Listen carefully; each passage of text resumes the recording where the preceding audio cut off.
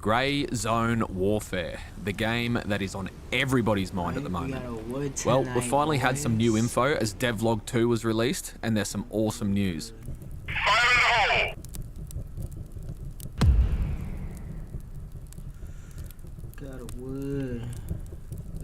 Now, I'm only going to cover the new info, so if you don't know anything about this game, then I recommend you check out the video I did a few weeks back. I'll drop the link in the description. So what's new? So starting with the servers, the developers have said that there will be PvE only servers for those that don't want to encounter the PvP aspect. And this feature will be available from day one of the beta release, which towards the end of this video, we'll dive into a little deeper. But for now, let's talk a little bit about the map. The map will be persistent, meaning that even once you leave the server, it will continue to change. When you extract from an area, you won't leave the map like in Tarkov. You'll just get picked up in the little bird and fly to where your FOB is on the map. So yes, this means while roaming around, you can stumble upon other factions' FOBs. The developer also stated that like true Southeast Asia, there will be monsoon season and the whole map will flood, making your missions just that little bit harder. The developer constantly emphasizes he wants the player to be able to make his own choices, and he indicated you will in fact have the freedom to attack another faction's FOB.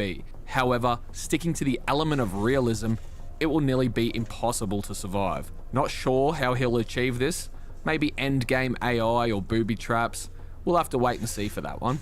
What about your own FOB? Well, again, freedom of choice will allow you to shoot members of your own faction. However, the developer has said that it will come with dire consequences. Killing an ally comes with serious repercussions, changing how your story will play out. But it's not just a slap on the wrist. Now, shooting a teammate will give them the option to forgive you. Alternatively, if you're reported enough times, things can get really rough. Enough reports and you're kicked out. Not out of the server, but out of your faction, essentially becoming a rogue. No more safe zones, no more traders, no more faction support. But there's a twist. You may be able to pay a bounty and rejoin, or potentially even side with enemy AI. Now these are all teased as part of the full release game, and I wouldn't expect it for the beta release. As it stands, the team killing option will be disabled in the beta.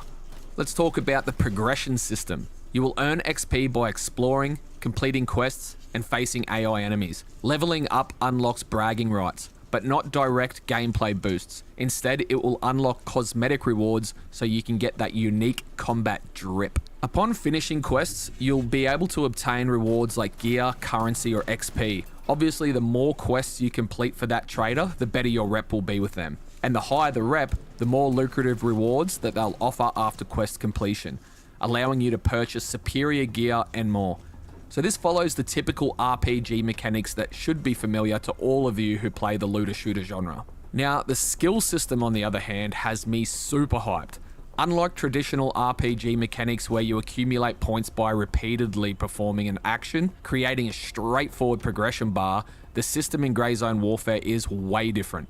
Instead of resorting to repetitive tasks like carrying loads of hard drives to level endurance or excessive rifle reloading to boost skills, Grey Zone Warfare employs a certification system.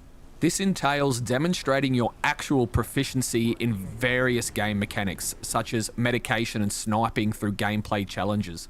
It's akin to passing a test at school, proving your abilities rather than mindlessly repeating actions. So say for instance, you excel as a marksman, you undergo training, you take a test, and if you perform at, let's say, a level 2 or level 3 sniper skill, then you instantly receive that certification with associated benefits like enhanced breath control or steadier aim.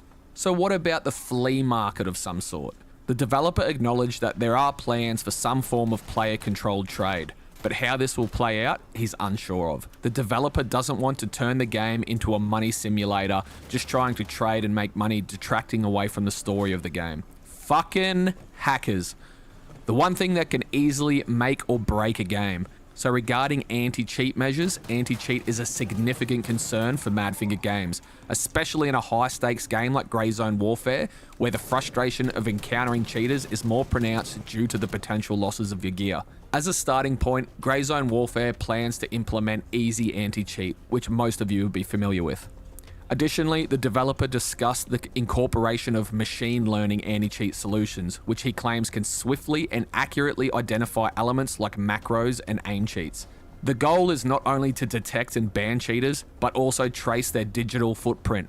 This would enable Madfinger Games to track and promptly ban the same individual if they create a new account. While acknowledging that the technical aspects of PC-related matters are challenging for them, the developer is aware that combating cheating will be an ongoing battle for Madfinger Games against those who wish to create, sell, or use cheats. But it's just a wait-and-see game because we have all heard about amazing anti-cheat for games like the new Warzone, and that didn't pan out so good, did it? So, finally, when is the game coming out?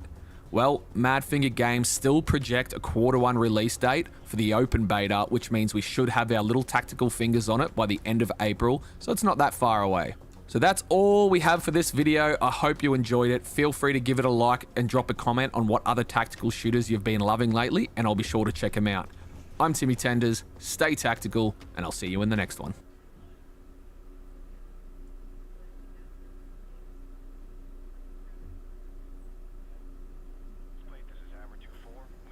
There aren't many mutually agreed upon opinions in the gaming universe nowadays, but I do think there is one that comes pretty close. Call of Duty games just aren't as good as they used to be. We hear it a lot, or some form of it, but it rarely comes with much more analysis than that. The thing is, oftentimes people agree with the sentiment, but disagree with the timeline. Maybe you thought COD 2 was the zenith of its attention to historical accuracy and commitment to adhering to the literal Call of Duty. I think many people think it was somewhere between COD 4 and Modern Warfare 3, when the after-school multiplayer Xbox Live parties were at their most fun and their most competitive. Finally, there's a core of people that find the final nail in the coffin was the advanced movement and further progression into the future that did the series in. Regardless, the games are still routinely the best-selling video games of each year.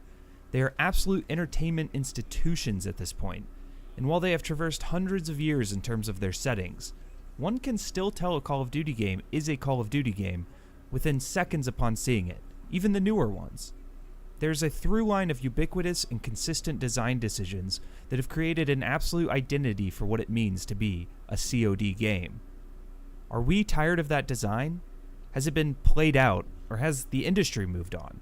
How did this series go from the military-focused valor of a collection of normal men and women to the superhero action of individuals doing superhuman things? It is no doubt that the Call of Duty games have shared design ubiquity throughout each title, but it is not at all true that they are all the same game in their thematic and tonal objectives. Call of Duty the First and Call of Duty, say, Modern Warfare 3 even, are so radically different in their approach that it's hilarious to think of all of these games as being wholesale derivative. When was the shift, though? Did it happen at once or over time? And it goes without saying that this is an extremely complicated question, one that requires a video of this length to even attempt to answer. Because I've always found Call of Duty to be one of the most interesting video game franchises ever, simply from a consumer standpoint. There's this undeniable rubber banding between expounding upon militaristic valor and a stringent commitment to marketing, annualizing, and commodifying real-world bloodshed.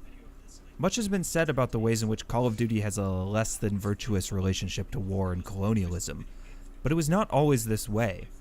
Call of Duty was originally, hilariously enough, the artistic